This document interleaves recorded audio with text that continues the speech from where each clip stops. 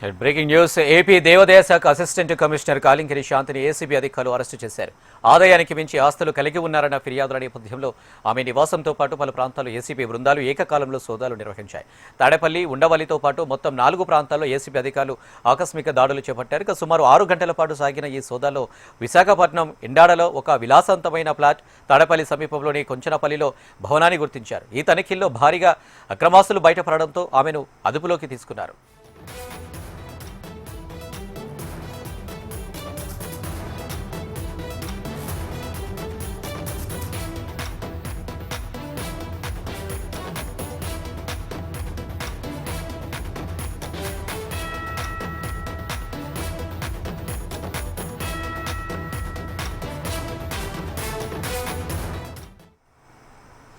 రెడ్డిగా AP దేవాదాయ శాఖ assistant commissioner కాలింగిరి శాంతిని ఏసీబీ అధికారులు అరెస్టు చేశారు.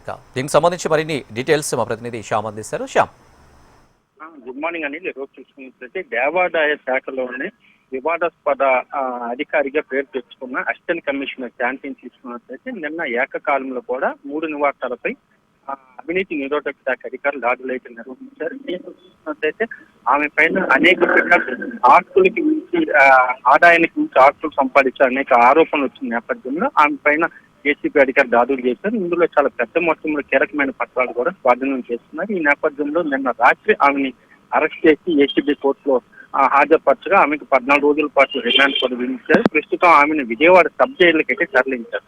ఇక్కడ అసిస్టెంట్ కమిషనర్ శాంతి అనగానే గత ప్రభుత్వం హయాంలో తీసుకున్నట్టు ఉత్తరాంధ్ర పార్టీ ఇన్ఛార్జిగా రాజ్యసభ సభ్యులుగా ఉన్న విజయసాయి రెడ్డికి అత్యంత సన్నిహితురాలుగా కూడా ఈ పైన వివాదాలు ఉన్నాయి. ఈ నేపథ్యంలోనే గత ఏడాది ఆమెను సస్పెండ్ చేస్తూ కూడా ప్రభుత్వం ఉత్తర్వులు వేసింది. అప్పటి నుంచి కూడా ఆమె సస్పెన్షన్లు ఉన్నాయి. అయితే ఇటీవల హైకోర్టు ఉత్తర్వుల నేపథ్యంలో ఆమెకు తిరిగి పోస్టింగ్ ఇవ్వాలంటూ కూడా కోర్టు ఆదేశించిన నేపథ్యంలో ఆమెకు తిరిగి పోస్టు ఖరారు చేస్తూ కూడా ప్రభుత్వం ఉత్తర్వులు ఇచ్చింది. అయితే మరికొద్ది రోజుల్లో ఆమె బాధ్యతలు స్వీకరించాల్సి ఉంది.